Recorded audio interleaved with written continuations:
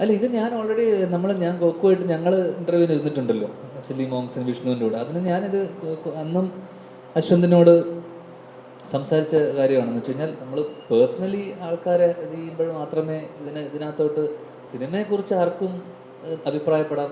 അത് അവരുടെ വ്യക്തി സ്വാതന്ത്ര്യമാണ്, അത് കംപ്ലീറ്റ്ലി. അല്ലാതെ പേഴ്സണലി അവരെ അറ്റാക്ക് ചെയ്യുക അല്ലെങ്കിൽ അങ്ങനെ പുള്ളി ചെയ്യുന്നത് എപ്പോഴും എപ്പോഴും ചെയ്യുന്നത് ഞാൻ കണ്ടിട്ടില്ല. ചില കേസുകളിൽ ചിലവരെ ഇൻസൾട്ട് ചെയ്യുന്ന പോലെ പുള്ളി ചെയ്യുന്ന സമയത്ത് ആൾക്കാർക്ക് അത് വിഷമാവും. അത് പുള്ളിക്കും അറിയാമെന്ന് പുള്ളി. അത് ചിലപ്പോൾ നമ്മൾ നദികളുടെ സമയത്തൊക്കെ ഞങ്ങൾ സംസാരിച്ചിട്ടുള്ളതാണ്. വർഷങ്ങൾക്ക് ശേഷം കഴിഞ്ഞപ്പോൾ എന്നെ ഫോണിൽ വിളിച്ച് അശ്വന്ത് പടം ഇഷ്ടപ്പെട്ട്, എൻ്റെ പെർഫോമൻസ് ഒക്കെ ഇഷ്ടപ്പെട്ട് എന്നെ ഭയങ്കരമായിട്ട് എന്നോട് നമ്പർ എടുത്ത് വിളിക്കുകയൊക്കെ ചെയ്തു. ഞങ്ങൾ ഒരുപാട് തന്നെ ഫോണിൽ സംസാരിച്ചു.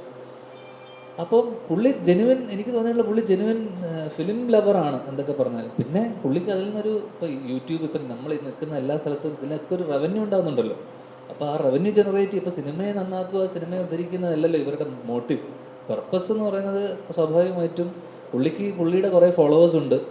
ആ ഫോളോവേഴ്സിനെ ഫോളോ ചെയ്യുന്ന കുറേ ആൾക്കാർ, നമ്മളാരും നിർബന്ധിച്ച് പുള്ളി ആരെയും എന്നെ ഫോളോ ചെയ്യണമെന്ന് പറഞ്ഞല്ലേ. പുള്ളിയുടെ റിവ്യൂകൾ ഇഷ്ടപ്പെട്ട്, പുള്ളിയുടെ ഒരു സംസാര ശൈലിയൊക്കെ ആൾക്കാർ ഇഷ്ടപ്പെട്ട് ഇപ്പം ഞാൻ ഫോളോ ചെയ്യുന്നതാണ്. നമ്മൾ പലരും പുള്ളിയുടെ ഫോളോ ചെയ്യുന്നു. എന്തുകൊണ്ടാണ്? പുള്ളിയുടെ ഒരു സംസാരം അല്ലെങ്കിൽ ശൈലി നമുക്ക് എവിടെയൊക്കെയോ ഇഷ്ടമാണ്. പുള്ളി വളരെ ബ്ലണ്ടായിട്ട് ചില ആൾക്കാർ കാര്യങ്ങൾ പറയുമ്പോൾ ആൾക്കാർക്ക് അത് പെട്ടെന്ന് ആക്സെപ്റ്റ് ചെയ്യാൻ ബുദ്ധിമുട്ടായിരിക്കും. പക്ഷേ അതേപോലെ സിനിമ ക്രിയേറ്റേഴ്സിന് പേഴ്സണലി അവരെ ഹരാസ് ചെയ്യുന്ന പോലെ എന്തെങ്കിലും തോന്നി, ഇൻസൾട്ട് ചെയ്യുന്ന പോലെ തോന്നിക്കഴിഞ്ഞാൽ അവർക്ക് ഭയങ്കരമായിട്ട് വിഷമം ഉണ്ടാകും. കാരണം ആരും നേരത്തെ പറഞ്ഞ പോലെ ആരും മോശം സിനിമ ചെയ്യാൻ വേണ്ടിയിട്ട് ചെയ്യുന്നതല്ലല്ലോ. നന്നാവണം എന്ന് വെച്ചാൽ ജെനുവിൻലി ആഗ്രഹിച്ച് സിനിമ ചെയ്യുന്നു. പടം ചിലപ്പം മോശമായി പോകുന്ന സമയത്ത് അവരെ പേഴ്സണൽ അറ്റാക്ക് അല്ലെങ്കിൽ ഇങ്ങനെ ഒരു സാധനം പറയുമ്പോൾ ആൾക്കാർക്ക് ഭയങ്കര ഇത്. ഞാൻ ഇൻ്റർവ്യൂവിൽ അശ്വന്തിനോട് തന്നെ കോക്കിനോട് തന്നെ ഞങ്ങൾ അങ്ങോട്ടും ഇങ്ങോട്ടും സംസാരിച്ച വിഷയമാണ്.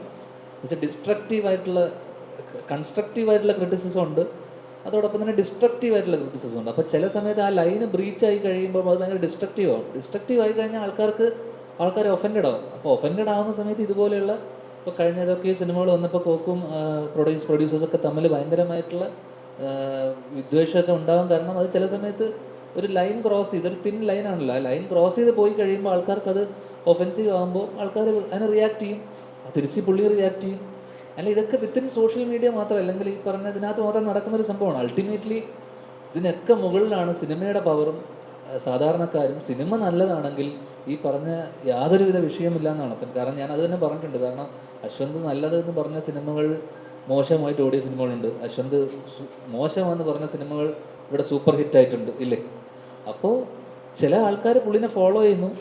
ആ ഫോളോവേഴ്സ് ബ്ലൈൻഡായിട്ട് പുള്ളിനെ വിശ്വസിക്കുന്ന ആൾക്കാരൊന്നുമല്ല മലയാളികൾ. നമ്മൾ മലയാളികൾ അങ്ങനെ ആരെയും ബ്ലൈൻഡായിട്ട് വിശ്വസിച്ചിട്ട് കാണാമെന്നിരിക്കുന്നില്ല.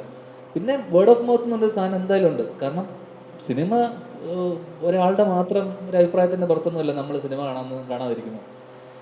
ഡെഫിനറ്റ്ലി പടം നല്ലതാണെങ്കിൽ ആ വേർഡ് ഓഫ് മൗത്തിൽ ഒരു റിവ്യൂ സിസ്റ്റം കൊണ്ടൊന്നും ഒരു സിനിമ വീണു പോകുമെന്ന് ഞാൻ വിശ്വസിക്കുന്നില്ല. അതുകൊണ്ട് പുള്ളി ആരും ഭയക്കേണ്ട കാര്യമോ പേടിക്കേണ്ട കാര്യമോ, പുള്ളി ആരുടെയും ശത്രുവൊന്നും ആവുന്നില്ല. അതുകൊണ്ട് തന്നെ പുള്ളി സിനിമ നല്ലതായപ്പോൾ എന്നെ ഉൾപ്പെടെ പുള്ളി വിളിച്ചിട്ട് നല്ല രീതിയിൽ സംസാരിക്കുന്ന ആളാണ്. എനിക്ക് ഭയങ്കര ജെനുവിൻ ഫിലിം ലവറാണെന്ന് തോന്നിയിട്ടുള്ള ആളാണ്.